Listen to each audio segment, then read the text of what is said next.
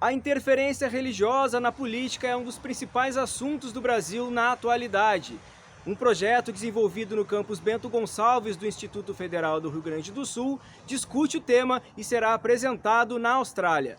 O trabalho Ativismo Político Pentecostal nas eleições presidenciais de 2022 será apresentado no 20º Congresso Mundial de Sociologia em Melbourne no próximo mês. A coordenadora do projeto, professora Janise Trevisan, explica que o fenômeno da influência religiosa na política se intensifica desde a redemocratização do Brasil no final dos anos 80. Quando os evangélicos mudaram aquele mote que eles tinham de crente não se mete em política para o irmão vota em irmão.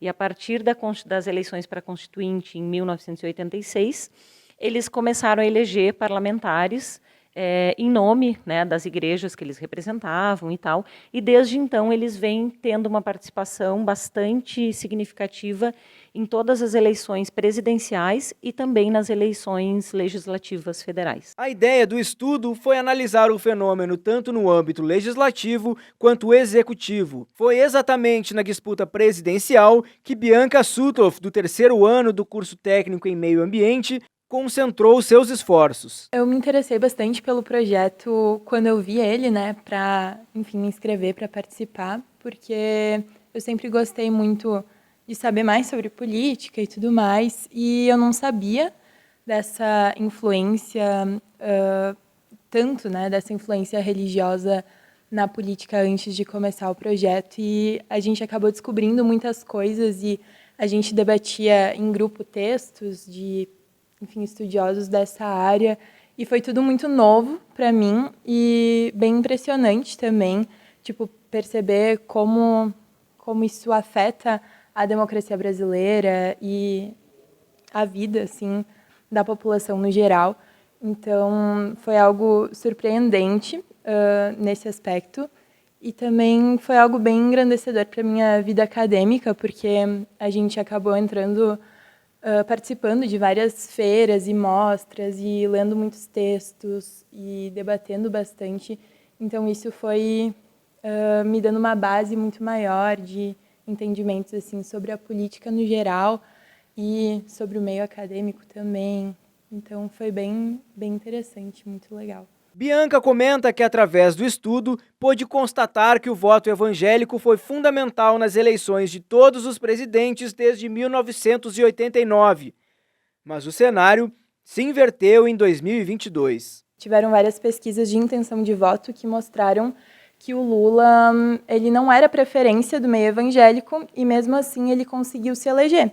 Então, a gente pode perceber também uma quebra nesse padrão que, enfim, era a decisividade, assim, a decisão que o voto evangélico tinha nas eleições. Então, esse foi um grande rompimento, assim, que mostra que a força desse grupo, ela é importante, né? Ela pode ter decidido algumas eleições, mas ela não é tão decisiva assim, porque, afinal de contas, tem outros elementos que foram decisivos nessa eleição, ainda que ela tenha sido muito acirrada, e essa pouca distância, essa pouca diferença pode ter uma grande participação dos evangélicos, né? Porque a gente tem o dado da intenção de voto, a gente não tem o dado do voto em si, porque o voto é secreto. Mas a gente também percebeu no âmbito legislativo, né?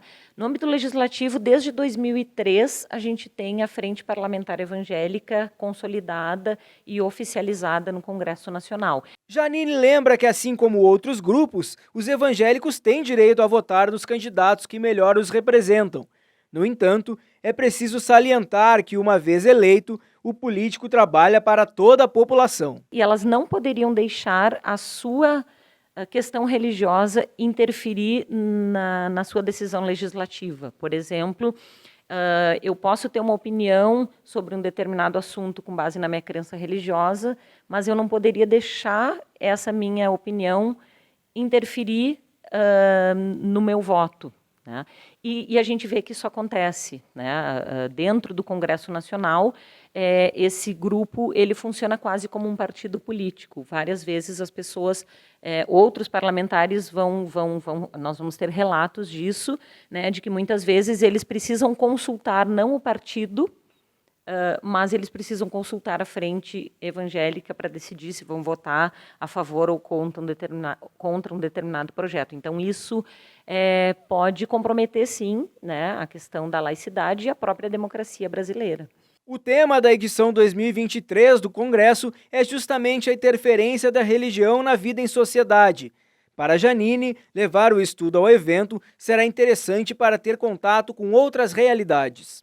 Então, é uma discussão assim muito importante e que, inclusive, nós recebemos já do próprio coordenador do grupo que vai organizar. Nós vamos apresentar esse trabalho num grupo, onde vão ter outros trabalhos também.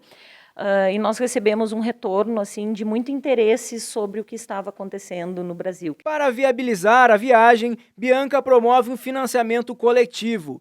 O link está disponível em leov.com.br. Repórter Leon Sanguiné, redação leov.com.br.